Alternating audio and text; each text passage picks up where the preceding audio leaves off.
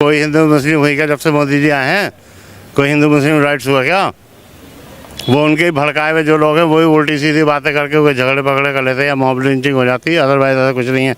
मैं पक्का वाला मुस्लिम हूँ, जो शायद तुम्हें ना मिले कहीं देखने को भी।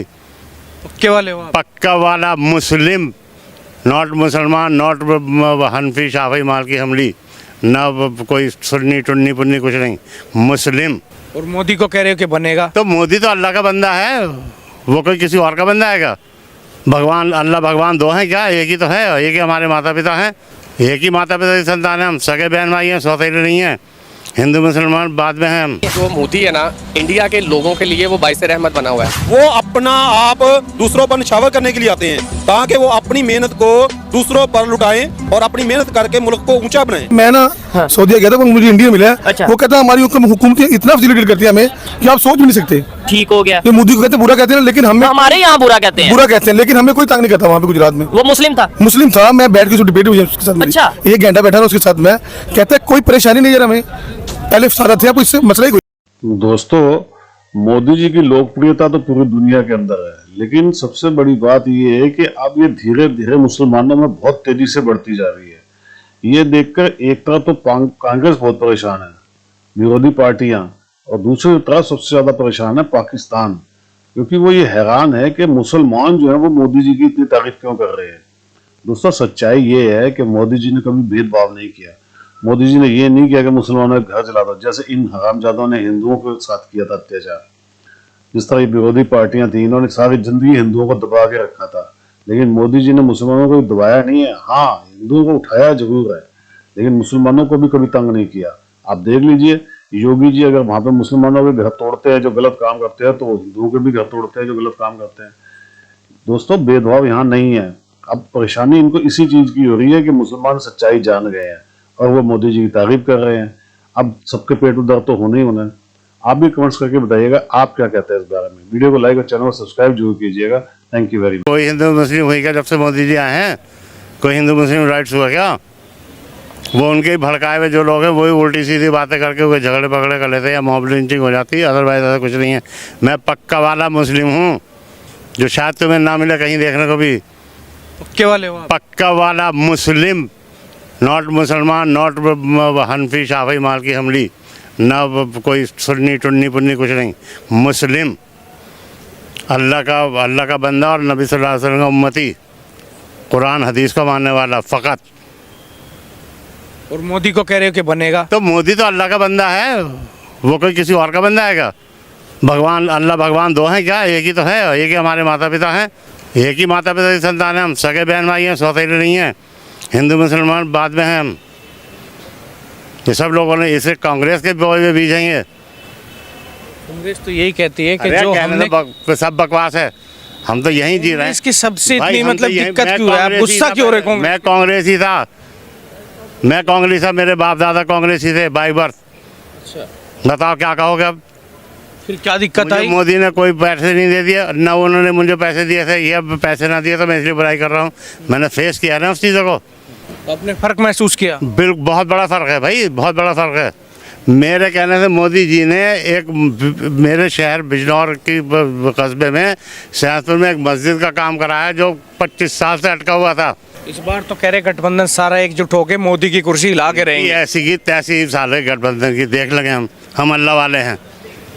मोदी की दुआएं, मोदी के लिए हमारी तरफ से दुआएं हैं। लोगों को सब्ज बाग दिखाए जाएंगे कि हम आएंगे, दूध शहर की नहरें भा देंगे, हम ये कर देंगे, हम वो कर देंगे, लेकिन पूरी कौम इन हुक्मरानों से ये सवाल करी कि जो वादे और दावे पहले आप लोगों ने किए थे वो तो पूरे कर दे, वो कब वफा होंगे? मुल्क में मुआशी बहरान है जिससे अवाम बराह रास्त मुतासिर हो रही है, और हमारे जो वज़ीर आज़म साहब हैं मियां मोहम्मद शहबाज शरीफ साहब, उन्होंने कौम से सस्ता आटा दिलवाने का एक वादा किया था अपने जज्बाती अंदाज में। क्या कहा था? हम जो दवार होती थी ना, टूटा हुआ जिसको हम टोटा कहते हैं, जो कबूतरों को परिंदों को डालते थे, अब हम लोग वो खाने पे मजबूर हो गए हैं। इन्होंने ये हालात कर। और ये प्याज की क्या कीमत है? प्याज ये 1000 रुपए दड़ी है, 1200 रुपए। 1200 रुपए दड़ी है इस टाइम। जो ईरान का है वो सस्ता है। ईरान का कितने का? ईरान का 600-700 रुपए दड़ी है। उसकी क्या आधी कीमत? मतलब ये क्वालिटी से बहुत बेहतर है पाकिस्तान की प्याज। जायके में बेहतर, जायके में बहुत बेहतर। अच्छा, एक इंडियन प्याज आता था वो भी मतलब ये है कि वो बहुत अच्छा प्याज था उनका भी। अच्छा, लेकिन वो मंदी की वजह से नहीं आ रहा था। 240-250 रुपए किलो इधर प्याज मिल रहा है। इंडिया में यही प्याज 20 रुपए 30 रुपए 40। बिल्कुल सस्ता, बहुत सस्ता प्याज उधर। उसकी क्या वजह? उसकी वजह उनके पास जमीन बहुत है, किसान को फैसिलिटी देती है हुकूमत, यहाँ किसान को मिलता ही क्या है। अच्छा, ये रीजन हो सकती है, नहीं तो अदरवाइज पानी फ्री है, है,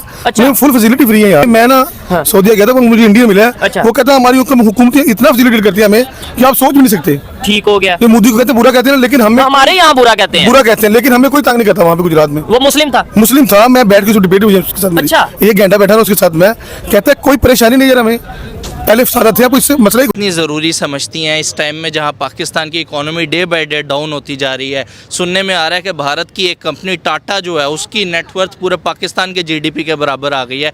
ऐसी सिचुएशन में कितना ज़रूरी है कि पाकिस्तान डिफरेंट कंट्रीज़ के साथ और स्पेशली इंडिया के साथ अपने ताल्लुकात को बेहतर करे। देखिए टाटा की आपने बात की है तो डेफिनेट उसने सप्रेस कर दिया है पाकिस्तानी इकोनॉमी को with $365 billion and right now अगर पाकिस्तान की बात करें it will be round about $240-245 billion. तो ये काफ़ी शर्मिंदगी की बात है हमारे लिए कि इंडिया के बड़े बड़े बिजनेस टाइकॉन्स उनकी इंडस्ट्रीज पाकिस्तानी इकोनॉमी को टक्कर दे रही हैं बैठ के। आप सोचिए कि अगर उस बंदे ने सरप्रेस किया, उसकी जो टाटा कंपनी है उसने कर दिया, तो उसकी पूरी जो इंडिया की इकोनॉमी है वो कितना सरप्रेस कर रही होगी राइट नाउ पाकिस्तान को। तो यही एक चीज़ है कि हमें भी चाहिए कि अब हम भी इकोनॉमी की तरफ तवज्जो दें, हम IT की तरफ तवज्जो दें, हम अपने मेडिसिन की तरफ तवज्जो दें, बिकॉज ये चीज़ें बहुत ग्रूम करेंगे। हम अपने टूरिज्म की तरफ तवज्जो दें, because Indian tourism is getting day by day improved. आप कश्मीर की बात कर लो, वहाँ पर रेलवे टनल बन चुका है, वहाँ पर ब्रिज बन चुकी है, वहाँ पर आप कह लें कि हॉस्पिटल्स बन रहे हैं। एम्स का प्रोजेक्ट लॉन्च किया गया है विद 1630 करोड़। मतलब it's a big achievement for Indians. तो मैं समझती हूँ कि हमारे लिए भी ऐसी अचीवमेंट्स होनी चाहिए। जितनी अचीवमेंट्स होंगी उतना हम लोग आगे ग्रो करेंगे और हम लोग आगे जाएंगे।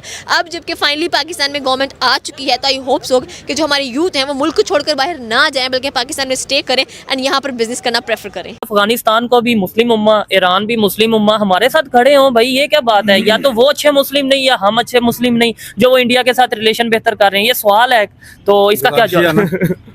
कश्मीरियों को या पाकिस्तानियों को यही धोखा दिया गया। जिस तरह अब्दुल बसीर साहब ने कहा ना कि ये मफादात की दुनिया है। अगर इस्लाम, ज़ुबान, कल्चर, मज़हब लोगों को यकजा करने का, बाइंडिंग में रखने का क्या टूल होता तो फिर अरब की इतनी रियासतें अलग न होती। क्यों? उनकी ज़ुबान, उनका मज़हब, उनका कल्चर, तीनों चीज़ें एक थी। लेकिन कितने ममालिक बने हुए हैं, ऐसे ही है। और वो खिलाफत से निकल कर खुद मुख्तारी की तरफ आए। अब इसी तरह अफ़गानिस्तान की आपने बात की, ईरान की बात की, तो ममालिक के अपने अपने मफादात हैं और आप किसी के मफाद को नुकसान पहुंचाकर ये समझें कि ये मज़हब की बुनियाद पर हमें इवाइट करेगा, ये मुमकिन नहीं है। चुनाचे बदकिस्मती से पाकिस्तान के पॉलिसी साजों की ये गलत रवश रही कि उनके इर्द गिर्द कोई उनका दोस्त नहीं है। चाइना अगर दोस्त है भी तो उसके मफादात हैं, ऐसे ही। अगर वो एक रास्ता ना बन रहा हो तो शायद चाइना भी आपको, और वो एक सतह पर आपसे ताउन कर रहा है, अंधा ब्लाइंड वो भी नहीं कर, ब्लाइंड वो एतमाद वो भी नहीं कर रहा। अब दोस्तों पाकिस्तान में तो आपको पता ही है रमज़ान जब शुरू होने वाला है और वहाँ पे अभी से ही आटे की प्रॉब्लम शुरू हो गई है। सब्जियों के दाम 2 गुना हो चुके हैं। दोस्तों इतनी महंगी सब्जियाँ, इतना आटा ना मिलना, ये वहाँ के जो अवाम है ना उसको इतना बेवकूफ़ बना रखा था इन्होंने कश्मीर के नाम पे। और दूसरा ये कि हिंदू जो आएंगे वो सबको मार डालेंगे, ये सिखा के ना इनको ऐसा बेवकूफ़ बना रखा था। लेकिन अब तो बिल्कुल ही हालात ख़राब हो चुके हैं। अब तो वहाँ लोग भूखे मरने की नौबत आ गई और लोग भूखे मर रहे हैं, सुनने में आया, खुदकुशियाँ भी कर रहे हैं। तो अब जब ये हालात हो जाएंगे तब किसको दिखेगा एटम बम, और किसको दिखेगा गजवा हिंद, और किसको दिखेगा कलमा। रोटियाँ ले लेके लोग सड़कों पे निकले पड़े हैं और तो जलील हो रही हैं। ये जो लोग थे ना जो अपनी औरतों को पर्दा में रहते थे, अब वो घर से निकल के रोटियां मांगने के लिए लाइनों में लगी हुई हैं। दोस्तों ये हाल हो चुका है इनका, हिंदुओं से नफरत कर करके, भारत से नफरत कर करके। अच्छा है, इनके साथ होना भी यही चाहिए। आप भी कमेंट्स करके बताइएगा आप क्या कहते हैं इस बारे में। वीडियो को लाइक और चैनल सब्सक्राइब जरूर कर लीजिएगा। Thank you very much.